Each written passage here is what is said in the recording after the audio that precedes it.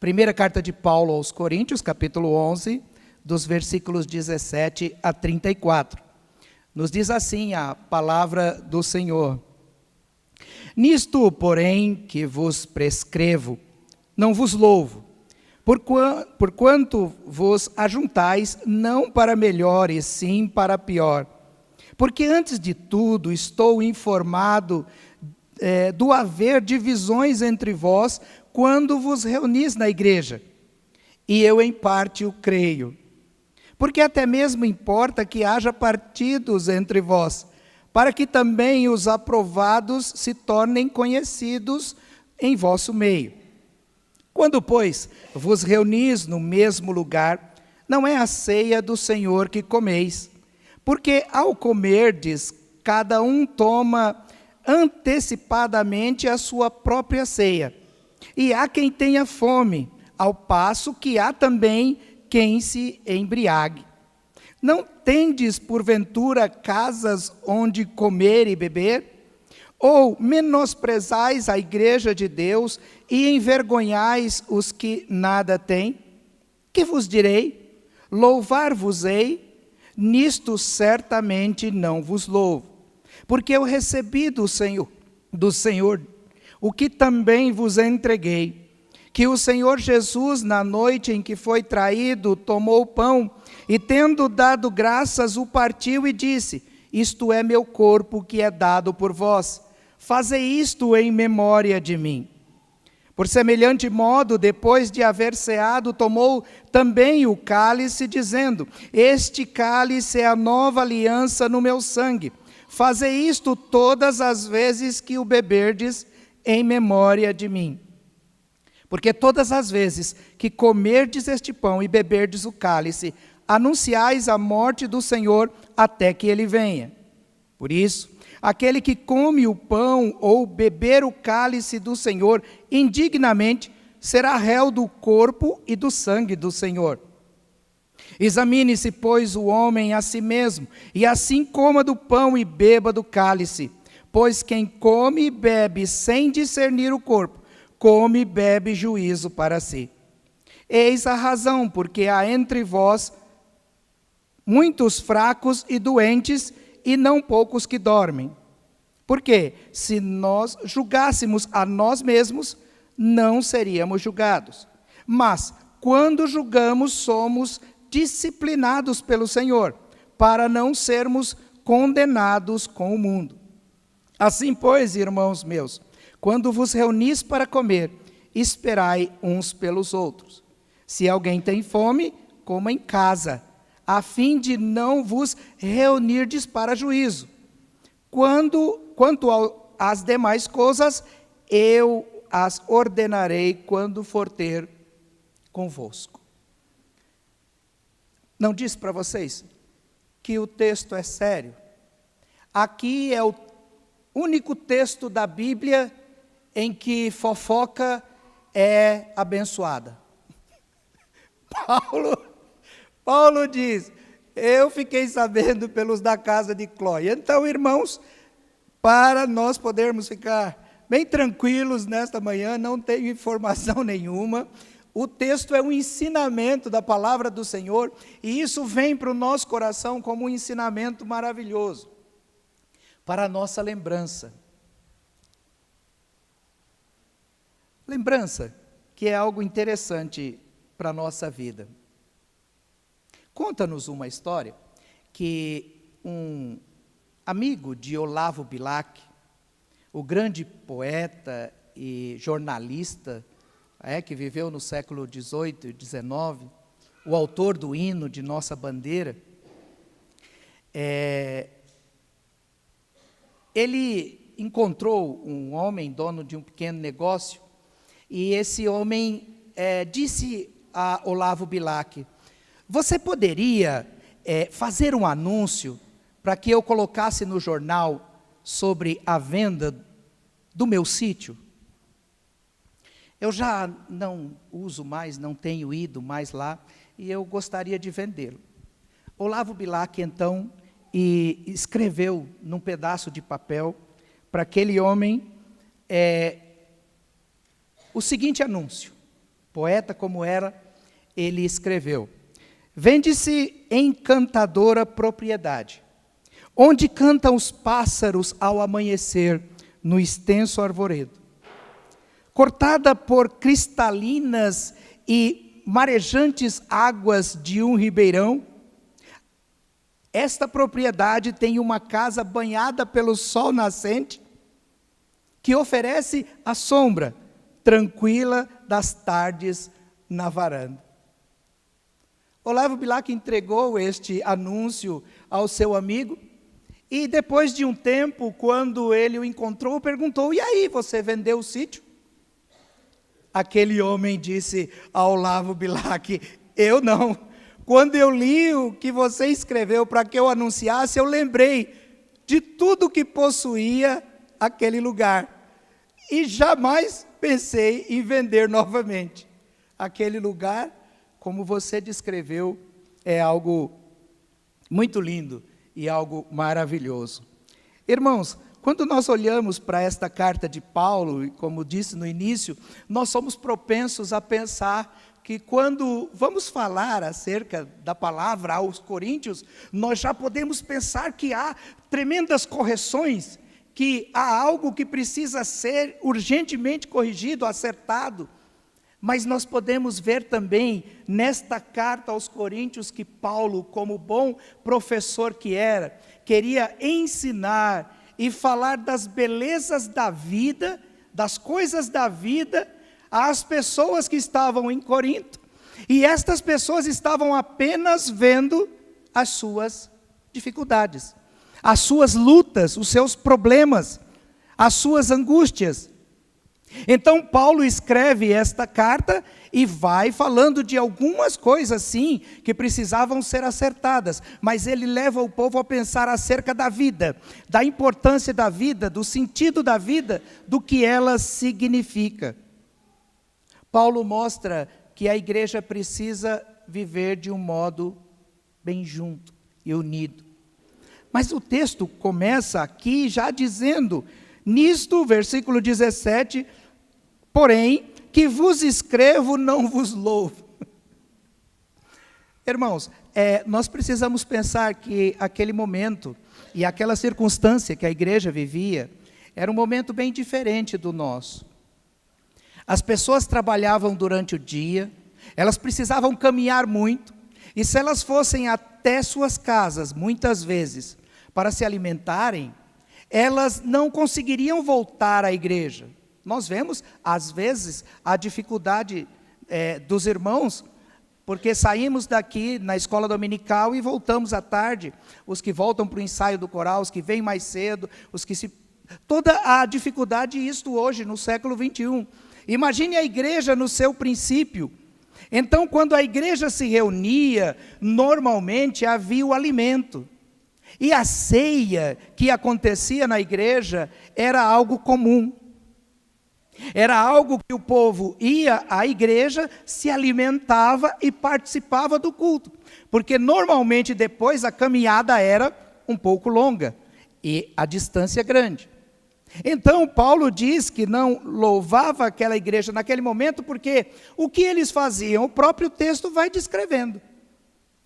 Uns chegavam primeiro, porque saíam mais cedo do trabalho, se alimentavam, comiam bem, tomavam vinho, e a alegria era tanta de estarem juntos, que tomavam o vinho de tal modo que o próprio texto diz que se embriagavam. Então, quando Paulo fala acerca disso, ele diz: não há condições de nós louvarmos ao Senhor. Você quer ver um exemplo mais claro para podermos compreender? O pastor Davi sempre pergunta isso. Eu vou perguntar, você não levante a mão, você só mostre no seu semblante, no seu rosto, o seu pecado, não levante a mão. Mas, por exemplo, que bênção é quando a igreja fez a manhã do pastel. Agora, confesse o seu pecado, quantos você comeu? Nós não falamos para não termos problemas, mas eu tenho certeza que uns chegaram primeiro, eu não vou falar quem, mas é filho do pastor Maciel, já desceu primeiro, já reservou uma mesa e disse: pai, nós precisamos reservar a mesa e já fazer o pedido, porque assim eles vão fazendo o nosso primeiro. E isso era 11 e pouquinho da manhã. Então, irmãos, quando nós pensamos brincando assim, nós podemos ver o quanto a igreja tem essa comunhão maravilhosa, e nós aprendemos juntos dessa comunhão o quanto é importante vivermos nesta união. Mas eu quero falar da parte importante, ainda mais importante, porque toda a palavra é importante, mas mais importante, que é o momento da ceia. O momento da ceia do Senhor. E quando nós olhamos para este texto, nós vemos Paulo no versículo 23 dizendo: porque eu recebi do Senhor o que também vos entreguei. Eu recebi do Senhor o que também vos entreguei. Nós vemos que este momento que Paulo fala é uma orientação à alimentação. Uma alimentação normal, mas uma alimentação especial. Uma alimentação que traz lembranças. E neste texto, e no que nós vamos viver daqui a pouco, lembranças marcantes. Lembranças marcantes. A primeira delas que podemos ver neste texto é a lembrança de dor. Paulo, no versículo 23, mais uma vez diz: eu recebi e agora eu entrego. Que o Senhor Jesus, na noite em que foi traído, tomou o pão. Irmãos, a Santa Ceia é um momento muito especial para os cristãos. É um momento da lembrança da dor de Jesus Cristo, daquilo que ele passou, do seu sofrimento, da sua agonia. E Paulo queria mostrar à igreja de Corinto que era uma alimentação normal, mas que o sentido da comunhão era algo especial. Era necessário que as pessoas se alimentassem juntas, era necessário, como ele mesmo disse, que um esperasse pelo outro. Era necessário que as pessoas buscassem este momento, a expressão tremenda da comunhão e a expressão tremenda da lembrança da dor de Jesus Cristo. Mas uma dor que muitas vezes nós não damos importância. Nós pensamos na dor de Jesus Cristo física, a dor que machucou seu corpo, a dor que o fez sofrer, o sangue que escorreu por causa da coroa. Mas eu gostaria que você pensasse na dor de Jesus na alma. A dor naquele momento da ceia, porque Paulo diz, na noite em que Jesus foi traído. Se nós olharmos para os textos que falam acerca da ceia, Mateus, Marcos e Lucas, João não fala acerca da ceia, da última ceia, nós vamos ver que os textos começam dizendo, enquanto comiam. Então a ceia com Jesus não era, se pudermos dizer, aquela especial de tal modo que era necessário todos pararem, todos se prepararem, todos pensarem naquela ceia e fazê-la sempre daquele modo. Não. O que Jesus mostrou é que enquanto eles se alimentavam, Paulo diz agora, como lembrança de dor, o Senhor tomou o pão. Então, a lembrança que precisa vir ao nosso coração, quando nós participamos de um culto com Santa Ceia, é a lembrança daquilo que Jesus sofreu. E o motivo é para que nós possamos sempre vivermos com gratidão pelo que Ele fez por nós. Quando foi isto? Numa noite, diz o texto. Na noite em que Jesus foi traído, Ele tomou o pão. Nós vemos, claro, que Lucas registra no capítulo 22, que era o momento da Páscoa. Então era uma ceia especial, você vai me dizer. Era o momento da Páscoa, era uma ceia especial, era, mas os discípulos sempre estavam com Jesus e se alimentavam com Ele, e Ele fazia as mesmas ações de graças que Ele fez naquela noite. Porque os evangelhos registram que Jesus tomou o pão e tendo dado graças. A oração era a oração comum dos judeus que agradecia pelo pão. Nós cantamos durante a liturgia do culto, eu te agradeço pelo pão de cada dia. Nós não fazemos a reza do Pai Nosso repetidamente para dizermos, te agradeço pelo pão nosso de cada dia e rogar que nos dá hoje, agradecer que nos dá hoje. Nós agradecemos a Deus sempre, e quando cantamos o hino, relembramos que precisamos ser mais gratos ainda por aquilo que o Senhor faz. Irmãos, Paulo diz que foi um momento de sofrimento, porque ali Jesus estava sendo traído. Mas é um momento de lembrança de dor, mas lembranças que são marcantes. Quando você participa da ceia, o que vem ao seu coração? O que você sente?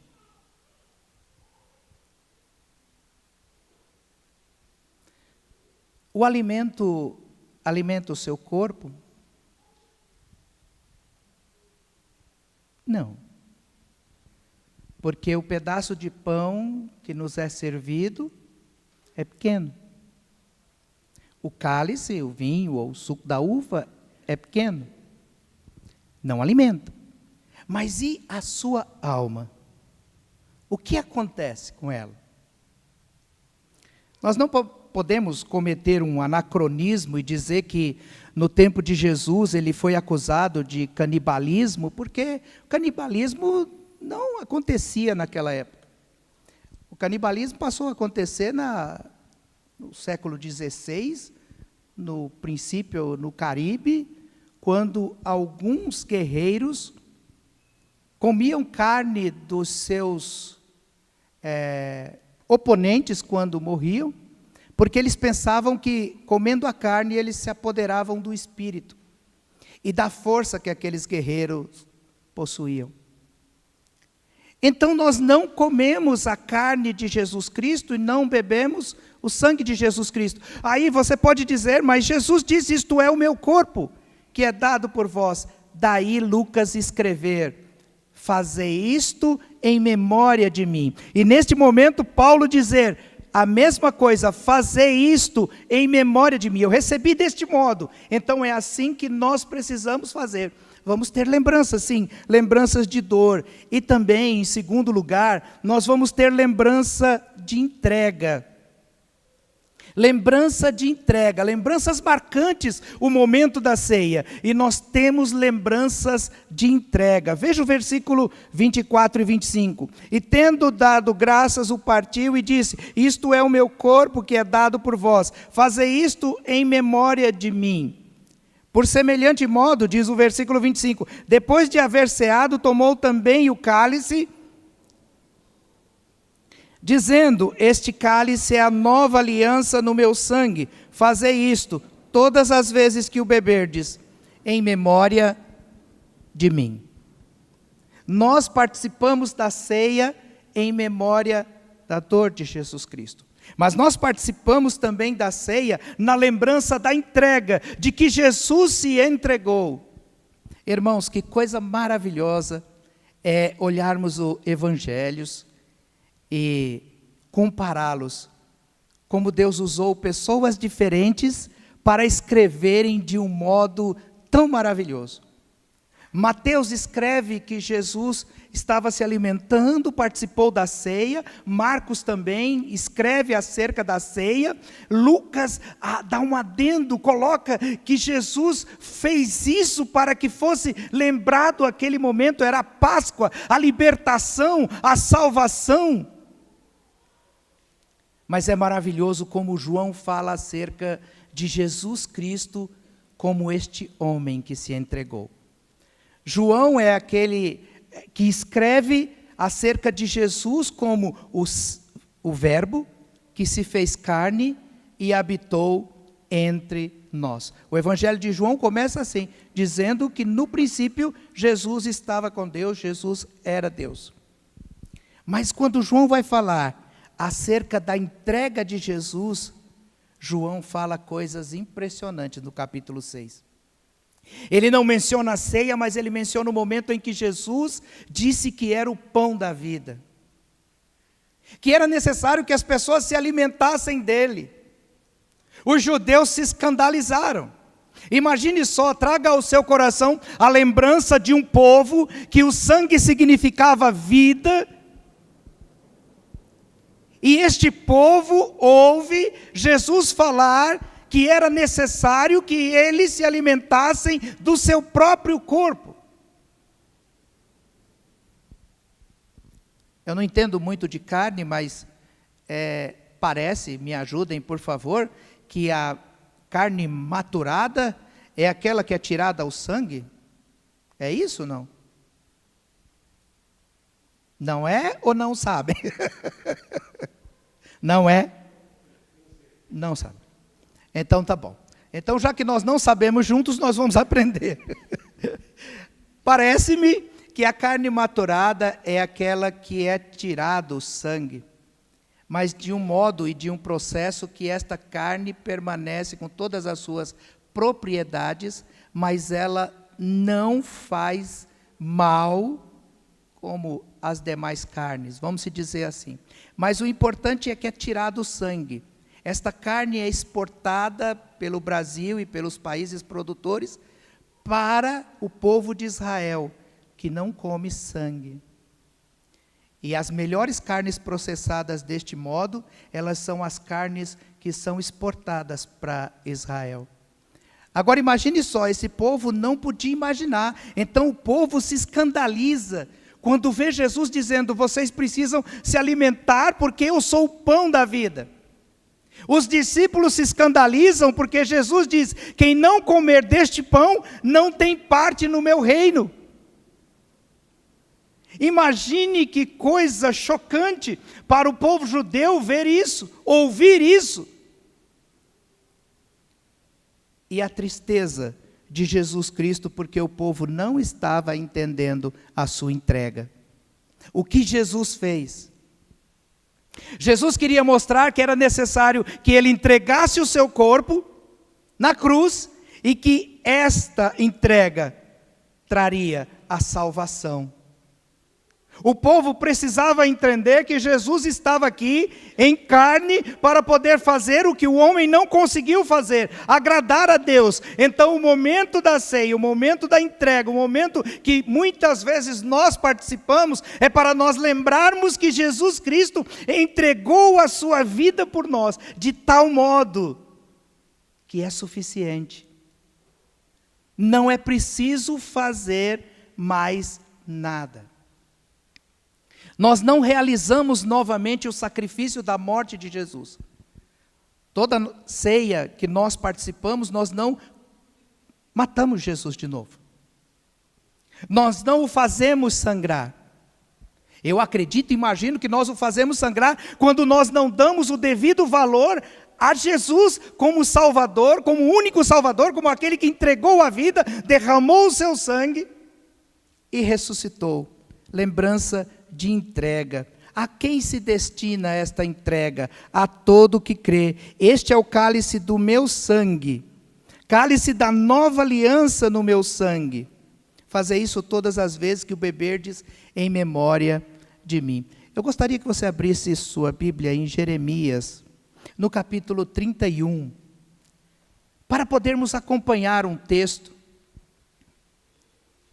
que mostra algo tremendamente maravilhoso acerca da Santa Ceia.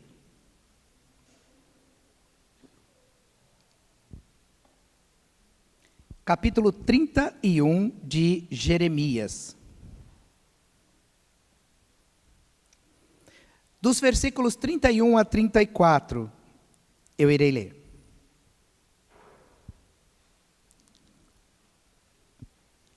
Jeremias 31, de 31 a 34, nos diz assim, a palavra do Senhor.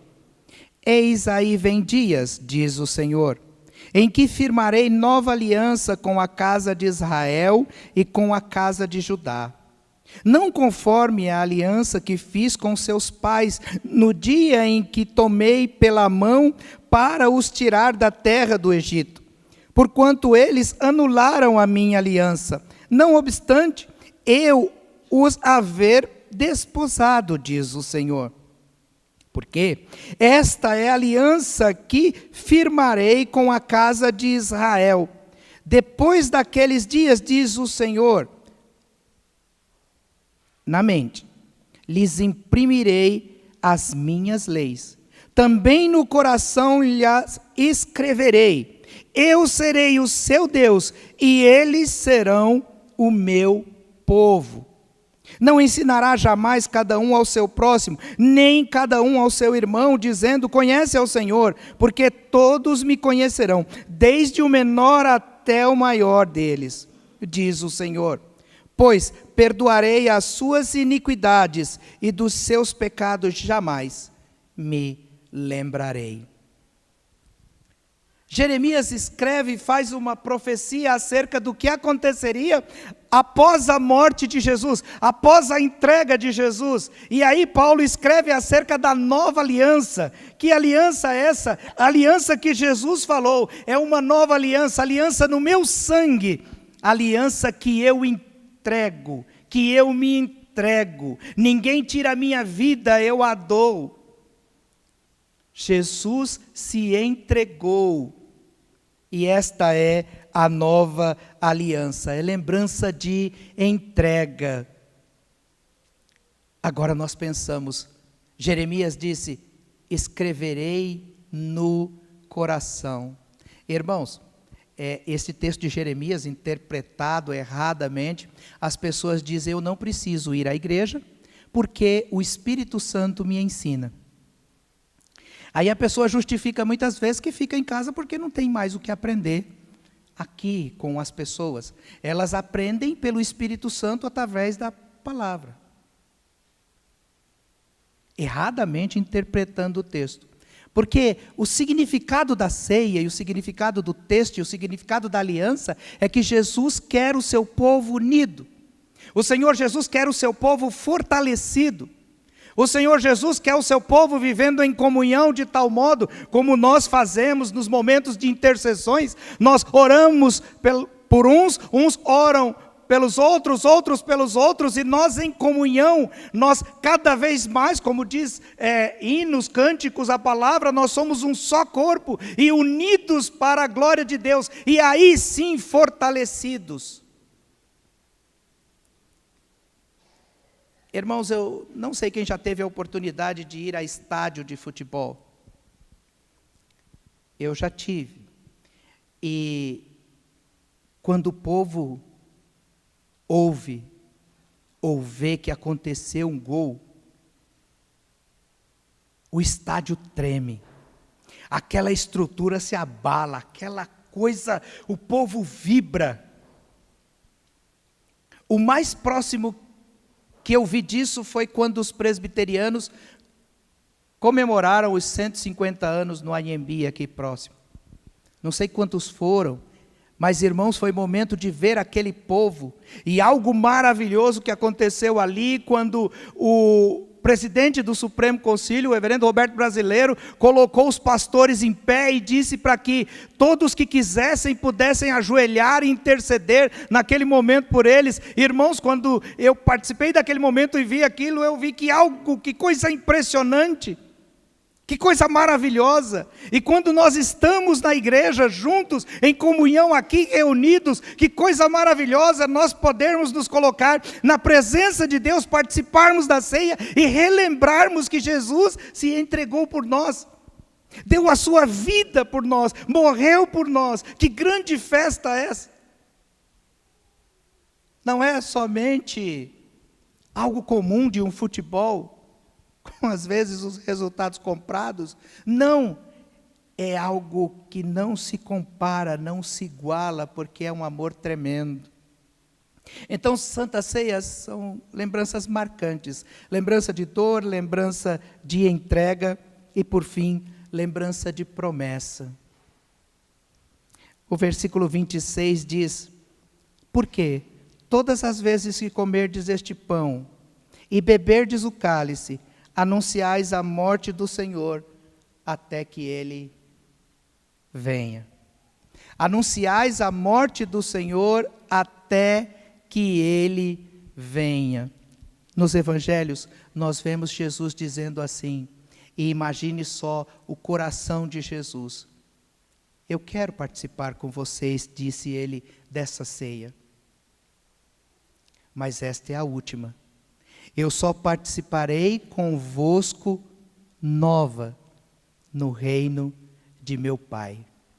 Irmãos, quem está fazendo a promessa aqui é aquele que no seu coração estava com a dor tremenda, no seu coração estava pensando em tudo que haveria de acontecer, toda a opressão para poder salvar a humanidade, mas ali estava Jesus sabendo que tudo aquilo Ele cumpriria para a glória de Deus e que Ele salvaria o homem de tal modo que Ele promete: eu não comerei mais convosco aqui, mas novo no reino de meu Pai. Aí você pode dizer: pastor, achei a primeira contradição na Bíblia, porque depois da morte de Jesus, ele aparece ali e ceia com os discípulos novamente, os discípulos que estavam a caminho de Emaús. Não, não é isso. Não é contradição, não é Jesus dizendo algo que ele falou e depois fez outra coisa. Não, é porque Jesus disse que aquele momento de comunhão com os seus discípulos era de tal modo e de tal importância que era antes da sua morte. Novo, transformado, o momento seria na eternidade. Agora eu vou só corrigir uma coisinha. Isso agora eu vou só corrigir uma coisinha na igreja, tá bom? Vocês me perdoam? Olha como é maravilhoso, quando o pastor fala, todos dizem assim: perdoa, pastor. Mas, irmãos, há momentos, aí, ó, correção com todo amor e carinho, tá bom? Tá bom? Eu não sei, volto a dizer, não sei aqui quem é extremamente conservador, no sentido de não poder sequer dizer glória na igreja, e eu não sei aqui quem é que gosta de dizer glória, aleluia, louvado seja o Senhor. Eu não sei, não quero saber, e gosto de aprender, porque assim a gente pode conversar acerca disso. Mas só uma correção, irmãos, quando a gente diz alguma coisa acerca de Jesus, o pastor diz assim: irmãos, Jesus morreu, se entregou na cruz, Ele deu a sua vida por nós, e nós dizermos assim, amém, desculpe, mas está errado.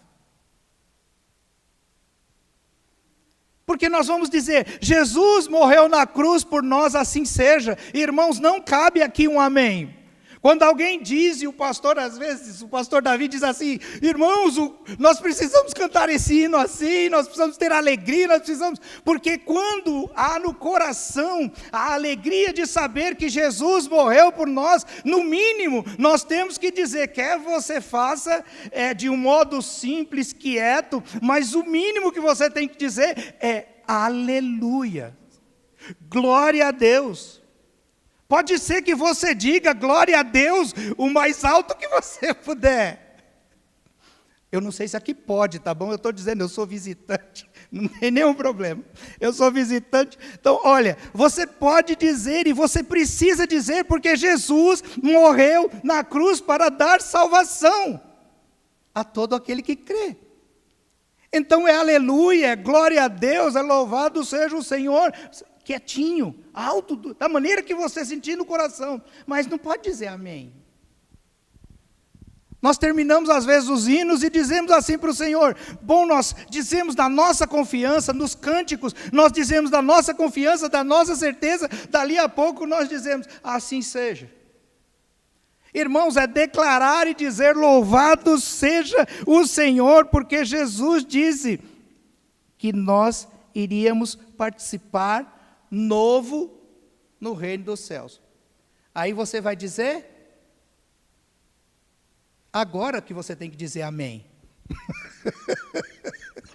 o ensinamento é assim: agora é hora de dizer amém. Por quê? Porque você está esperando isto. Então Jesus disse que você vai participar, que Ele vai participar com você novo no reino dos céus. Então você diz amém, assim seja. Por quê? Porque você está esperando a promessa de Jesus. Mas também aqui cabe se você quiser dizer aleluia, porque você tem certeza que participará novo com Jesus no reino de Deus. Então, irmãos, quando nós participamos do momento de adoração, nós estamos num corpo só. Nós estamos participando de um momento de comunhão, como a ceia do Senhor. É o momento de nós sabermos que nós não estivemos com Jesus lá, mas pela fé nós olhamos para a entrega de Jesus no passado e olhamos para o futuro, sabendo que Jesus voltará. E imagine só, a ceia preparada por Jesus na eternidade. Que coisa maravilhosa será. Eu fico só pensando, o momento da ceia com Jesus Cristo, como será? Neste momento agora, é só para que você lembre da dor de Jesus, da entrega de Jesus e da promessa de Jesus de que Ele voltará. É um momento o texto continua dizendo, que é o momento de você refletir, de você parar para pensar e ver o valor que você está dando a este momento de comunhão, que é o culto, hoje em especial, que é com a ceia, e assim você poder ver que Jesus se entregou por você, por mim. Jesus derramou seu sangue por você, por mim. Jesus deu a sua vida por você e por mim. Este momento da ceia é um momento maravilhoso para o nosso coração entender da entrega de Jesus, da dor de Jesus e da promessa de Jesus de que Ele participará novo com o Senhor no reino de nosso Pai. Amém? Louvado seja o Senhor.